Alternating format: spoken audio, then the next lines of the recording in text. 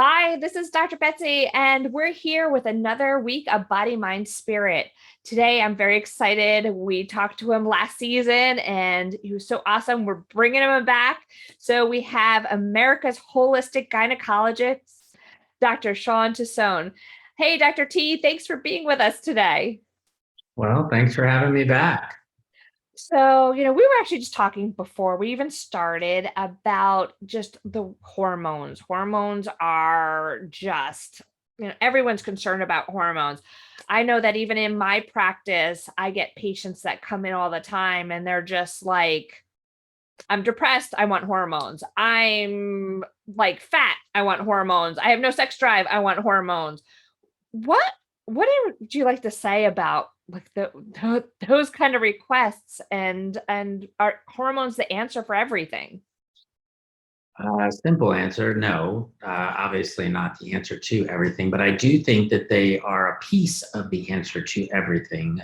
For women, especially, men and women, we all have the same hormones. It's just in women, yours fluctuate a lot more than ours do, and you have them in, except for testosterone, much higher concentrations usually. And the other thing is we talk about balance, and that's a semantic thing. A lot of our colleagues, other gynecologists on Instagram and the internet, are kind of bashing people for saying hormone balance isn't a real thing. And there are times in a woman's life when hormone imbalance is normal. Puberty, menopause, perimenopause, and the menstrual cycle, which is pretty much your whole life. So it could be normal to have an imbalance. However, when I'm talking about hormone imbalances, I'm talking about it's interfering with the way that you want to live your life. Like you're too tired, you can't function. No sex drive is usually an end result of not just testosterone, but relationships and stress and a lot of things, body image and all that. So, but is this interfering with how you want to live your life? And if it is, that's when I get involved. Yeah, and a lot of times I also get the question, well, why can't you just check my levels and then tell me what I need to do?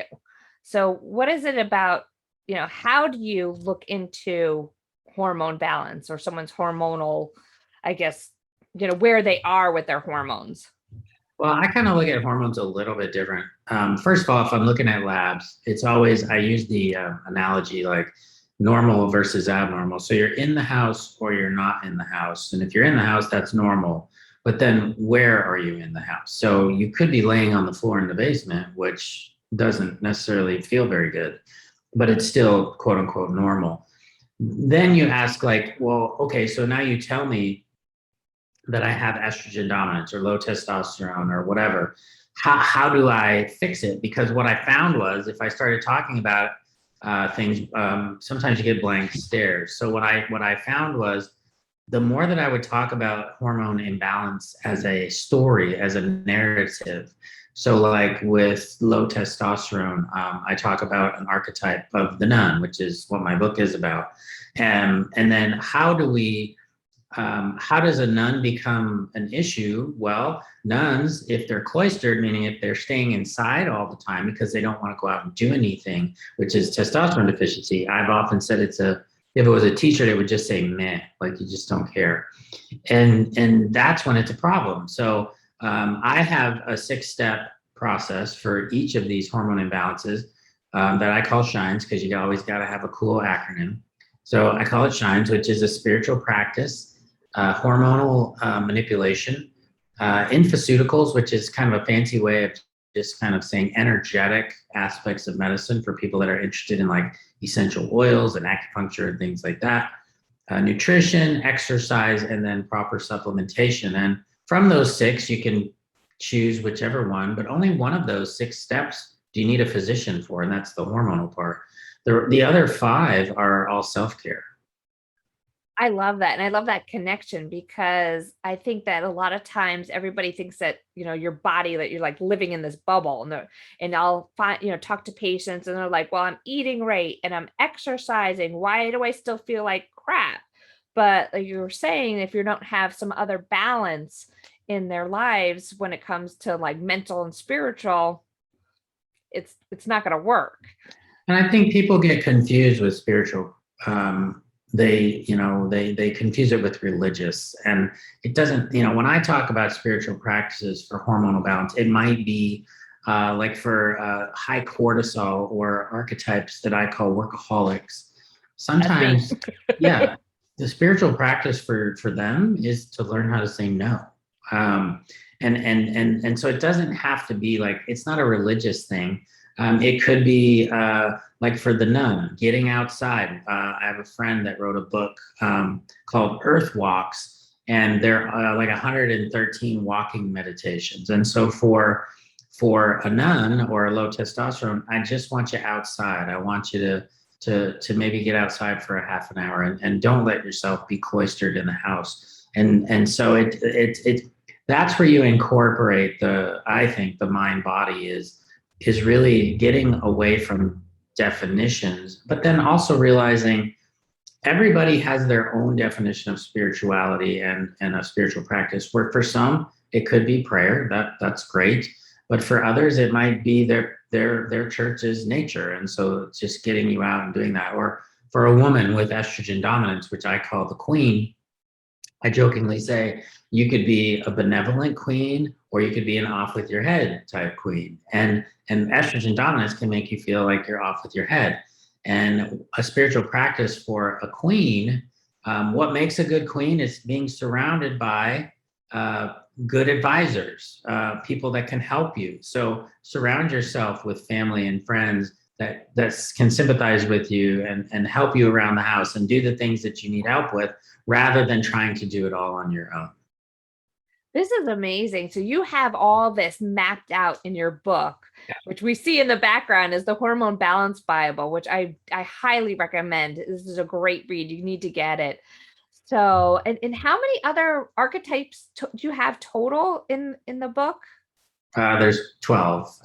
It's funny because I tried not to. There's 3 of them that are combinations of 2 of the others. And I could have probably made more. The publisher, because the book's like 500 pages, was trying to get me to only have 6. And I was like, I can't just do 6. I got to have 12. And so, but usually it's because of the 6 hormones that I focus on: cortisol, thyroid, testosterone, progesterone, and estrogen. They all have a high and a low that can cause problems. And, sometimes, and sometimes there's a combo. So like, a good example is a wise woman is what I call estrogen deprivation, because those women are usually menopause.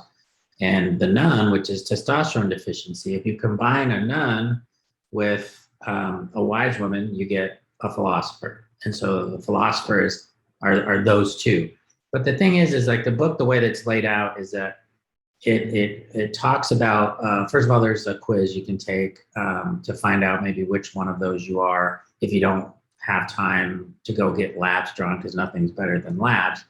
But the way the book's laid out is that it talks about patient examples. I think people resonate really well with other people. And that's the beauty of this book. I've had many women ask me, why would I want to read a book about hormones that a guy wrote? Well, it's not from me. It's from the 40,000 women that I've sat with over the years. And I think my superpower, and my ex-wife might disagree with this, is listening. I do think that that's what doctors should do. I think we as physicians should be more passive and the patients should be more active. And if you just listen, what I noticed over the last 20 years is that I was hearing really similar stories. And so all I did was combine these thousands and thousands of stories into these 12 narratives. That is great. And I think also what's fascinating about you is that you don't just have your medical degree, but you actually have a degree in, was it transformation?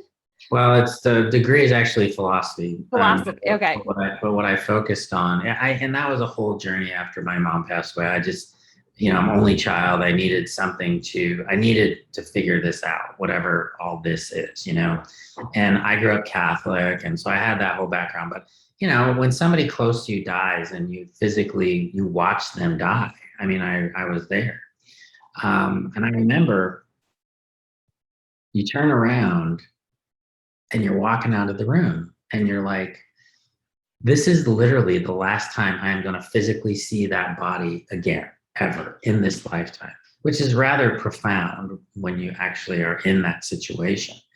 And you have to leave at some point. But then I realized as I was standing there, that body, whatever that is, laying in that bed was not, that's no longer my mom. Whatever animated her, whatever made her who she was, the crazy, the loving, the overprotective, all that stuff. That's like an energy, a spirit that it's not, it can't be destroyed. It's got to go somewhere. And so that was what that whole journey was. So what I did was I went to different countries around the world, and Guatemala and Mexico and Italy and all these places, and Brazil. And I just kind of worked with indigenous shamanic healers for a couple of weeks at a time. And what I really discovered, to my great satisfaction, was that there is something out there that I can't explain. I have no explanation for it, but we can heal. We can heal ourselves without medications. We can heal with prayer. We can heal with meditation. We can even heal at distances immediately sometimes, the spontaneous remissions and whatnot. So I don't even pretend to know what most of it is, but there's definitely something else out there. That's always like shocks me when I would talk about like belief and how that affects the body. And I'm finding that as I get on in my medical career, that if someone has a bad attitude and they're coming in, like maybe that would be like be deficient in spirit, maybe, but if they have a bad attitude, I could give them the best therapies in the world that that are backed by studies, but if they don't believe it's going to work, it's just not going to work. And so that always surprises me, how this belief or this energy can actually heal, but also can cause disease too. Yeah, and there's a HeartMath, which is a company that does heart rate variability, which maybe you'll talk about on one of your episodes. But the more that your heart rate accelerates and decelerates as we breathe, the more swing in that, the more healthy you are, and the more happy you are. And this is scientifically proven. And what's interesting is they did a study that was really fascinating. They had like 5 people in a room, and they had heart rate variability monitors on, and they were all talking and laughing, and everybody's heart rate variabilities were really up and swinging, which is healthy. They introduced somebody to the room that was having a really bad day, like a stressful day. They didn't say anything. They didn't talk. They just came in with a scowl on their face. And the other 5 people, their heart rate variabilities changed and actually got worse with that other person in the room. And so it's a very powerful concept to think that even just your mood without saying anything can affect the people within your energetic. We all have energy, obviously, and people always kind of scoff at that. But an EKG, which measures heart rate, is energy. It measures electrical impulses, EEGs for the brain. We are energetic, so it's not weird to think that we're emitting pulses of energy all the time, and we can affect other people. With that too, I want to go back with the hormones is, how can our energy be affecting our hormones and how we're feeling? So the infoceutical part of my 6-step process, there's a friend of, I don't know if you know him very well. He's a part of the group that we're in Mindshare, Harry Massey. He has a company called NES Health. And what Harry did through his own personal journey was a lot of work with imbibing water with energetic impulses from acupuncture points. We know acupuncture is legitimate. I mean, it's many studies that show that it works for fertility and all kinds of things, pain and whatnot. And we don't know how or why it works, but it's energetic. That's what it works on. And so to think that hormones are just glands, so they receive a signal from the brain to a gland, and the hormone is what sends the signals to the end organs. So to think that they're not coming from an energetic aspect, when how does the brain talk to the ovaries? I mean, it's sending energetic signals and hormones. And so if your energy is messed up, and I know this sounds very woo-woo, but it's not something we can measure. And I think that's why it kind of bothers some people. We can't just physically measure it. But I have people that use Harry's system, which is a water. It's kind of homeopathic in nature because that's how homeopathy works. It's the energetic aspect of the treatment. Then for some it works. Now for others it may not work.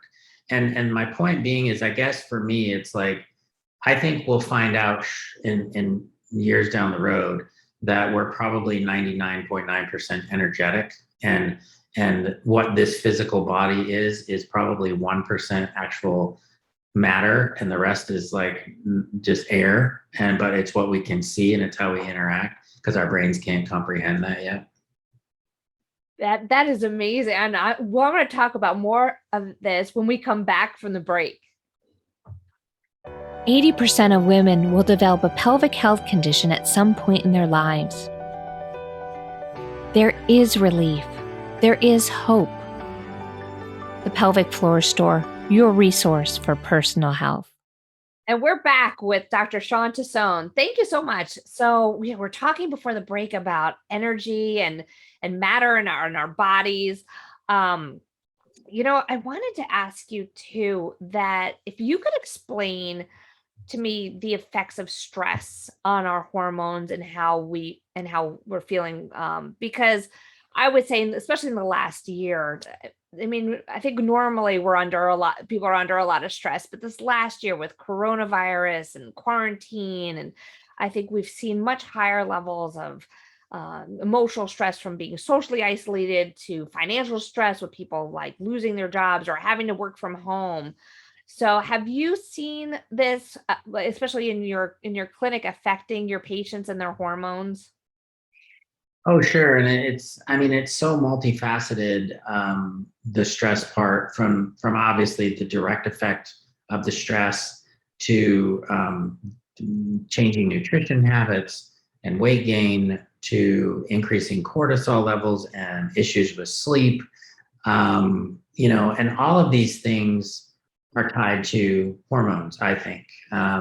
You've got, if you're stressed, when I was in the military, when I got out of my residency, I had a 4-year military payback, and we had 5,000 new female troops show up for basic training, and all of them had screwed up periods.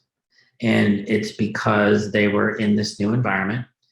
They were exercising like crazy. They were up at the break of dawn. They were stressed out. They were away from their families. And inevitably, everybody had vaginal discharge because it was in the middle of Oklahoma and it was 100 degrees out and they're wearing fatigues. And 2, periods were out of whack. And so naturally, as most physicians do, you just put them on a birth control pill. But if you really dig deep into there, what we're finding is we're throwing the hormonal system is, as you know, super intricate, but it's not necessary for life. You need cortisol, you need thyroid, or you'll die. But estrogen, progesterone, testosterone, DHA, you don't have to have that. Okay, you just don't have to have it. And so, but it takes a lot of energy for your body to run that. So if you're super stressed, your body's got to digest food, it's got to run the brain, run the heart, and do all those things. So it's going to not give the energy to the hormones because it can't expend all that because it's trying to deal with other stuff. So that's why I think the hormones go out. And for women, the first thing that goes is ovulation. So when you're stressed and you don't ovulate, you don't make progesterone. Progesterone upregulates a receptor in the body called GABA, which calms you down. So it makes sense that not only are you stressed, but your hormones are now in a situation where your anxiety levels can go up because of the hormonal deficiency. Add that on top of the COVID stress, and that can just make anxiety go through the roof. So I'm seeing that all over the place.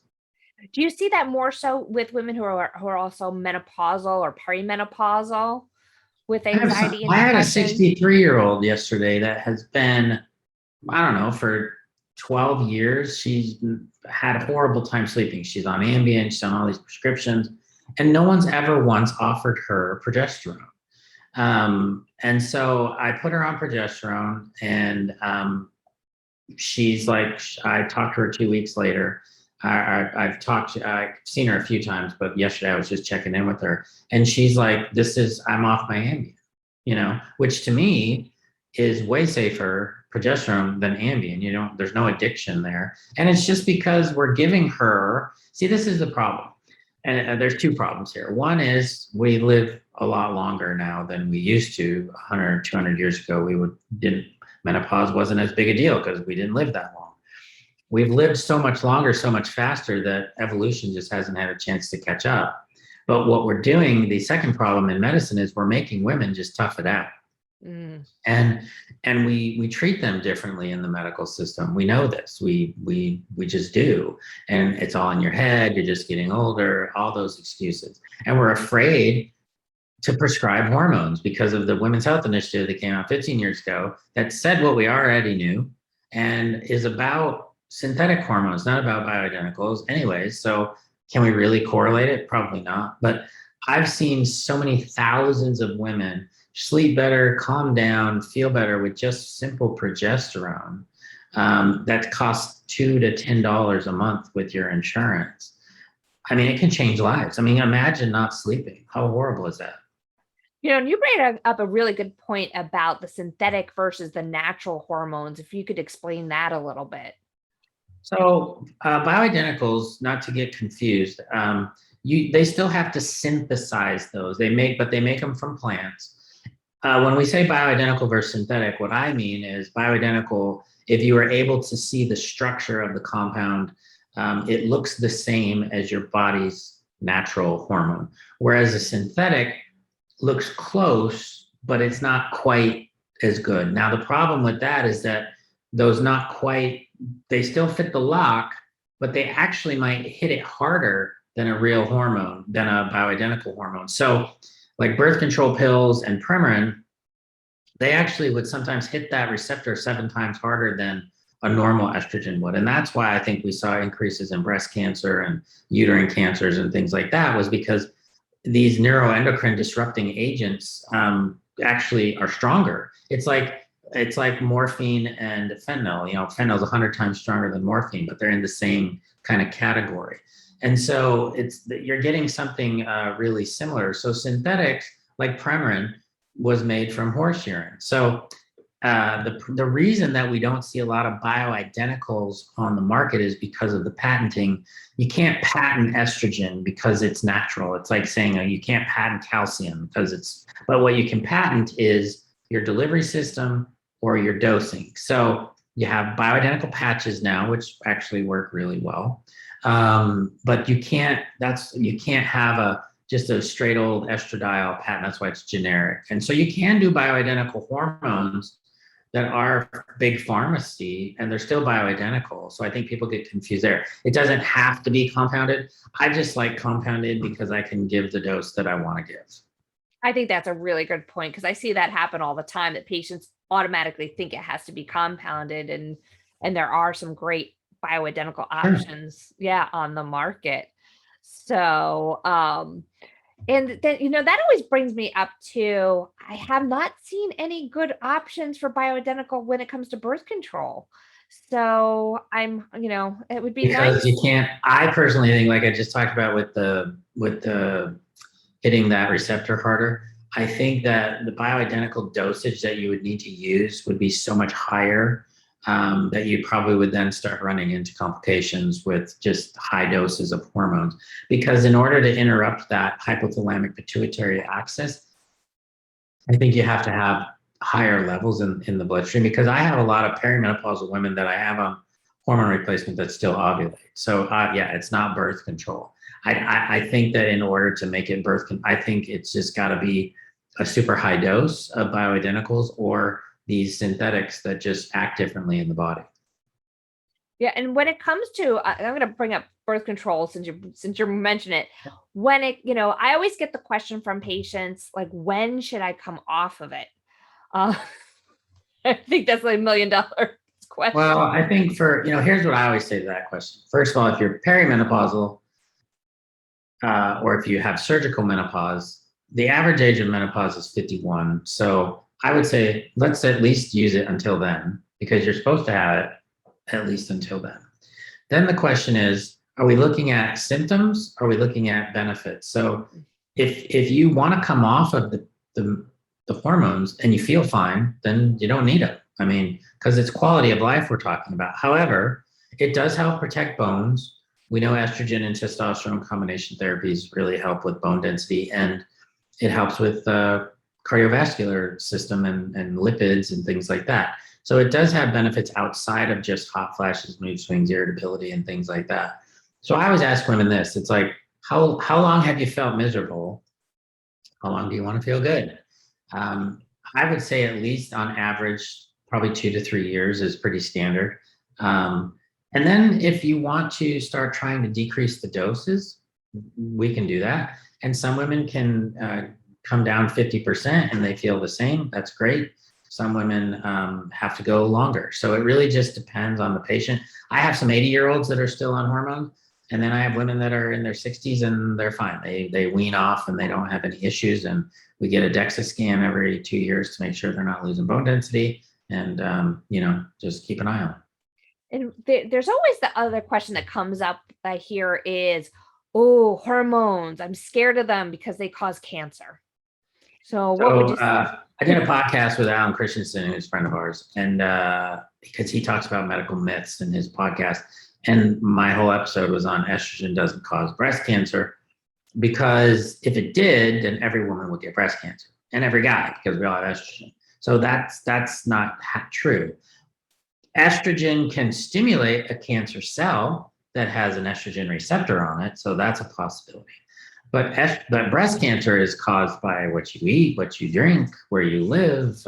Have you ever been pregnant? Have you ever breastfed? And estrogen detoxification pathways are one of those. So if you're a woman who has a family history or a personal history of breast cancer, and we do say like a Dutch test, and we can figure out how you detoxify your estrone. There are certain pathways, some women will actually make more of what's called 4-methoxyestrone, which is more carcinogenic. It can damage DNA. We can push you to a 2-methoxy pathway that actually might be more protective by using DIM or cruciferous vegetables. So there's things you can look at, but yeah, directly estrogen doesn't cause breast cancer. Yeah, I think that's great. So where can people find out more information about you and your book? The book's for sale everywhere: Amazon, Barnes & Noble, all of your big booksellers. I'm on Instagram, Shawn Tassone MD, so I have a lot of information on there. And then my website is TassoneMD, TASSONEMD.com. And I've been following you on Instagram. You've been doing some fun videos. I've been doing some TikToks. They're not as story driven as yours with the Olympics, but I'm working on it. Yeah, I know. I got a really good response to that now that people are asking for more, and I'm like, oh no, now I got to come up with more ideas. Yeah, you're more of a character actor. I'm more of a 9-second kind of guy. I love it. I love it. Well, thank you so much for being with us today. And I just wanted to remind people to go definitely check out Dr. Tassone's website, get his book. Also, if you enjoy the programming that you're seeing today, make sure you visit WYTV7.org. You can see our other programs, and also don't forget to donate. Your donations not only help us bring great programs like this one today, but also help us support the community. And you'll be able to go on our website and you can see all the different community activities that we're involved in. Also, if you'd like to just know more about health, wellness, especially women's issues, check out my website, Dr. Betsy Greenleaf. Definitely follow me on social media. You can see my Olympic videos that I did recently. And don't forget to come back next week at 8:00 Eastern and for more of Body, Mind, Spirit. And I'll see you again next week. So thank you so much, Dr. Tassone.